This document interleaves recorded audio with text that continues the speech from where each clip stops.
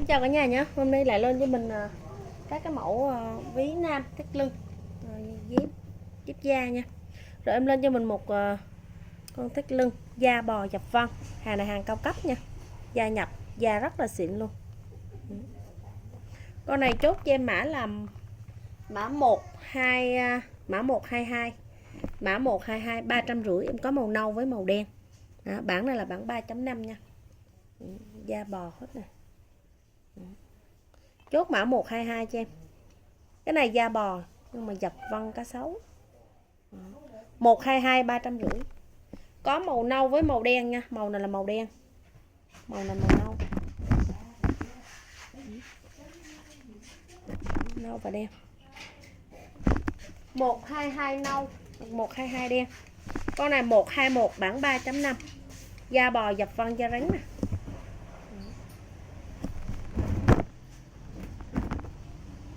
Xuất sắc.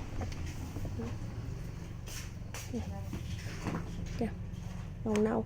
Chốt mã 121 350. 121 350.000. Con này là da đà điểu nha. Da chân đà điểu. Cái này là vảy chân. Vảy da chân đà điểu 800.000 luôn. Làm sale 800.000. Màu này màu nâu đỏ nha. Đỏ mình nâu chứ không phải nó sáng đâu cả nhà. Bản 3.5. Da đà điểu thật 100% luôn, 800.000. Cái vảy da chân của nó nè. 800.000. Con này da bụng cá sấu. Da bụng cá sấu bản 3.5. 650. Này là cá sấu nha. Còn này là da bụng con cá này. Bản này bản liền.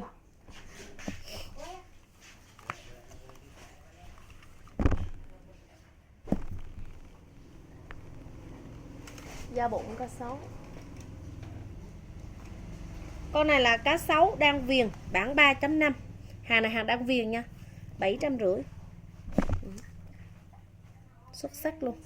Gù ga lưng đuôi. Bản này là bản 3.5. Con này là bản 4 chấm. Bản 4 chấm. 800.000 màu nâu. Bản 4 chấm nha. Cá thật 100% luôn.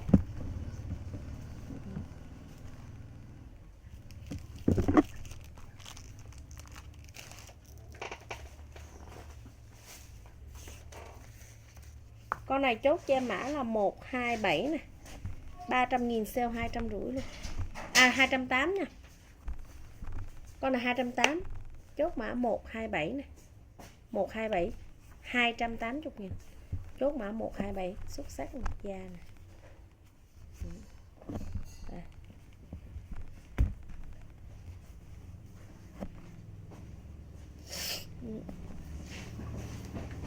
Chốt mã 127 nè. Con này chốt cho em mã là N9 nâu. Đẹp mê luôn á cả nhà. Con này em cũng sale 280 luôn. Chốt mã N9 nâu, không đẹp khỏi lấy tiền. Da này. Bao xịn, bao đẹp. N9 nâu, N9 nâu 280.000. N9 nâu.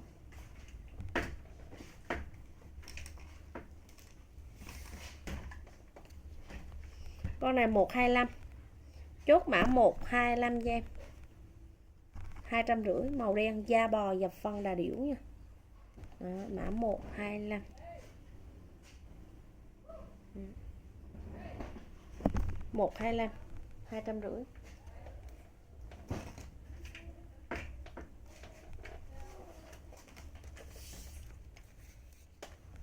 Con này chốt cho em mã là 124. Mã 124 nha, 124. 250 chốt mã 124.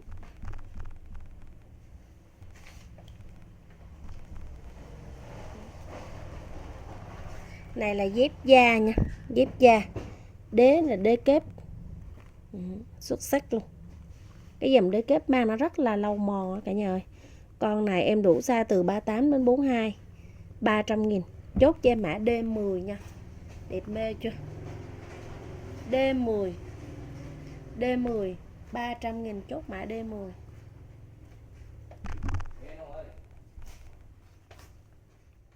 Con này là hàng mây. Con này chốt cho em mã D3 nha. D3, con này đủ size từ 38 đến 42. Đó, màu xám xuất sắc luôn, đang cực kỳ bền. 38 đến 42 nha. Chốt mã cho em là D3. Màu này đẹp lắm cả nhà, mang lên chân rất là sang. Có quai hậu, thích đeo quai hậu thì mình mang quai hậu nha. Chốt mã D3, size từ 38 đến 42 nha. Con này chốt mã D2 cho em. D2 em còn 39 và 41 thôi. 39 và 41. 39 và 41. Chốt mã D2. D2 D kết. Dùm D kết mang bò.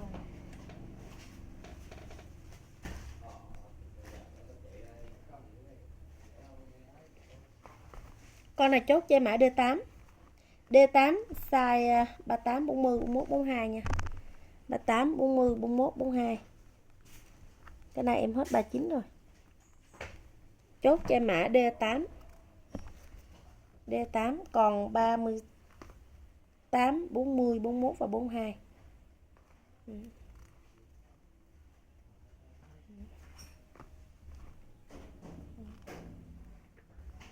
D8.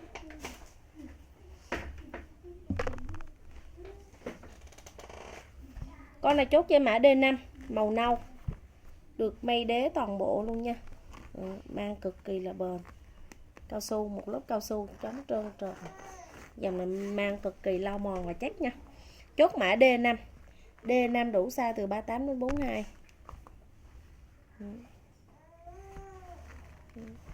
D5.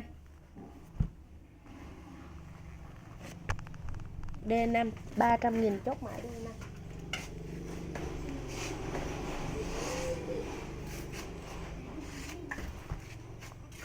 Con này chốt mã D9. D9. Hàng này cực kỳ bền luôn cả nhà. Da là da thật 100% hết nha. 300.000.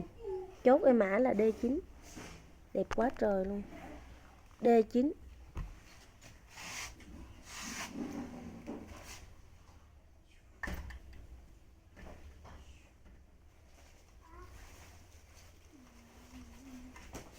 Con này chốt em mã D1, D4 nha. D4 em còn 38 39 41 42. D4 đẹp mê chưa? 38 39 41 và 42.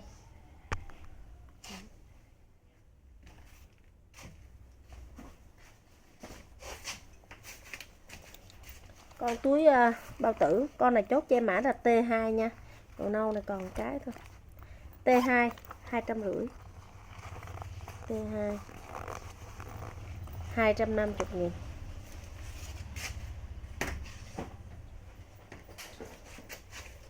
Con này chốt mã T4, màu bò. T4.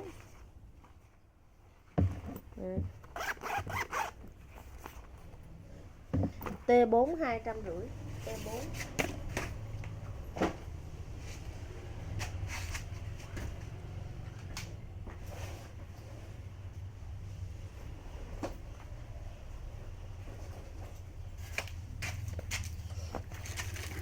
Con này cá sấu. Con này là đăng viền nha, hàng đăng viền hai mặt 700.000.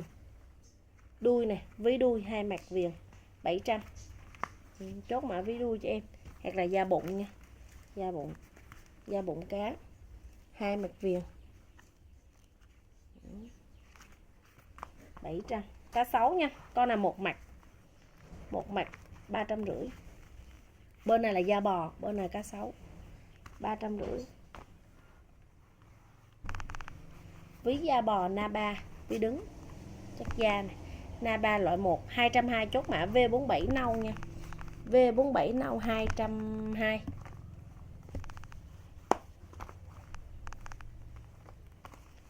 Con này chốt cho em mã 346. 346 Gucci 250. Trời ơi, cái da này xài thiên thu luôn.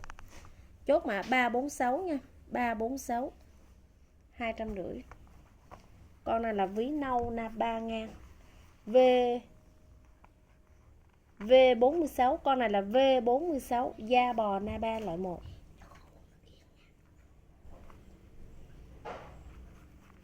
Chốt em mã V46 220. Chốt mã V46. Con này chốt mã 338 nha. 300.000. Không đẹp khỏi cái tiền luôn. 338 300. 338 300.000. Ví đứng.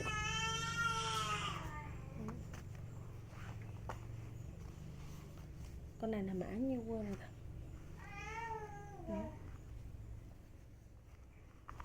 Con này chốt mã ngựa 250 đi. Mã ngựa 250. Đâu còn sót một con này. Chốt mã ngựa 250. DNG. Con này chốt mã 334 nha. 334 ví gia nhập. Hàng có hộp nha. 250. Chốt mã 334.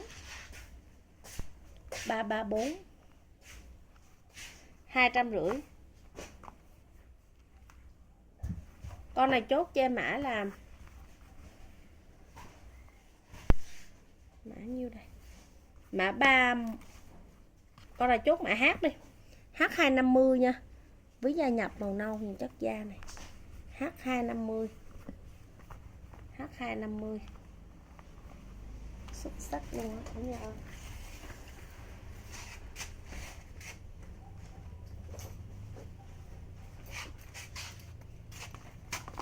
Con này chốt mã A12 nha.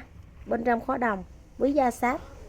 A12 200.000. Đẹp mê chưa?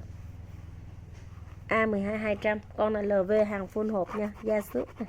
300.000. Chốt mã 335. 335. 300.000. Chốt mã 335. Xuất sắc. Con này chốt mã 109. Ong địa da sát dập đuôi. Chốt mã 109 cho em. 109. Mã 109 250. Chốt mã 109.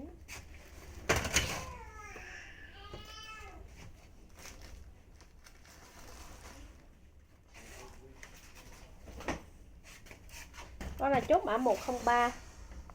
103 250. 103 250.000.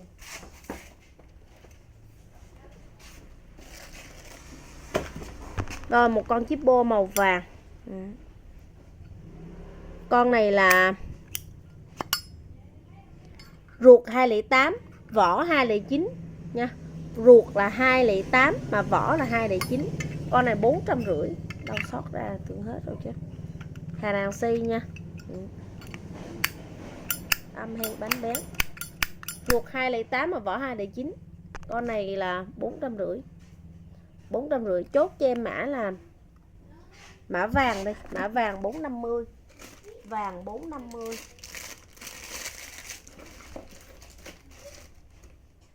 Cái đó là em sale chứ không có giá này đâu.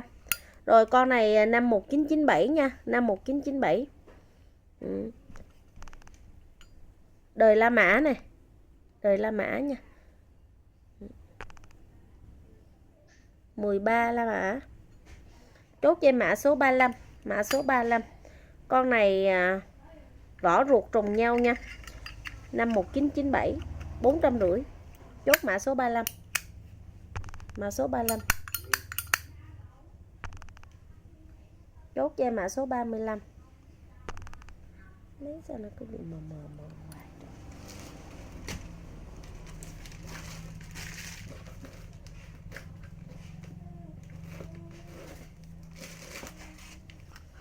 Con này là Johnson mã bạc.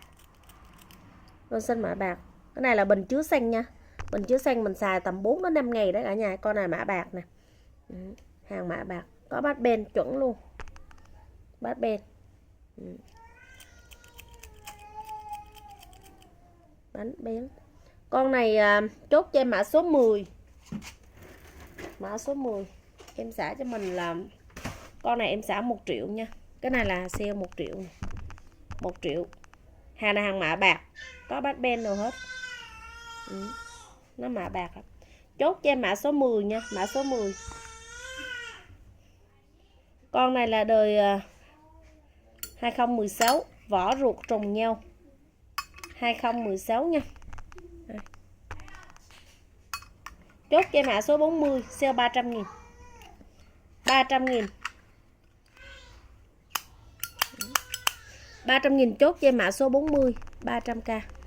Sale còn mấy cái. Con này 450. Con này đời 1999 nè. 1999, 15 la mã nha. 15 la mã, chốt mã số 38, 500 sale 450. Mã số 38, 450 năm 1999 đời la mã. Chốt mã số 38 cho em. Nó còn vài con. Con này 1998, 14 la mã, mã số 30, 450. Chốt cho em mã số 30, vỏ ruột trùng nhau. Đó, 500.000 sale 450 này. 14 la mã nha, là 1998. Chốt mã số 30. Cả nhà mình thích mã nào chụp gửi qua Zalo nha, hoặc liên hệ trực tiếp tới cái điện thoại cho mình dùng.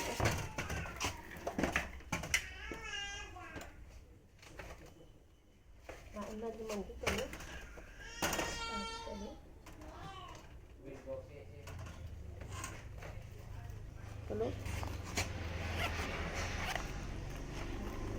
Con này là 11 x 21 nha, 11 x 21. Đây. Con này 12 x 22. 12 22. Đó. Em xem 1 triệu mốt nha, 1 triệu mốt. Màu nâu đỏ với là màu nâu cà phê. Gù hai khóa đồng hết nha. Đó, 1 triệu mốt. Còn vài cái thôi.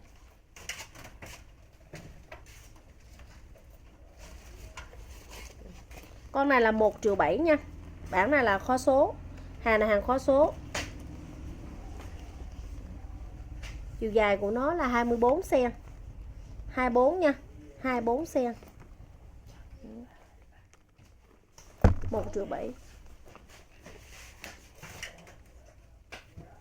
16 nha 24. Vậy là em còn size 40 thôi. Đó, em sale 1 triệu rưỡi. Cái này em xả 1 triệu rưỡi nha. Còn đúng size 40, hàng cá sấu thật 100%. Cái vảy đuôi này. Đó. Lưng xuống đuôi đó. Còn đúng size 40, xả 1 triệu rưỡi nha. Rồi thích mã nào chụp gửi qua Zalo giùm em nha. Rồi tạm biệt cả nhà.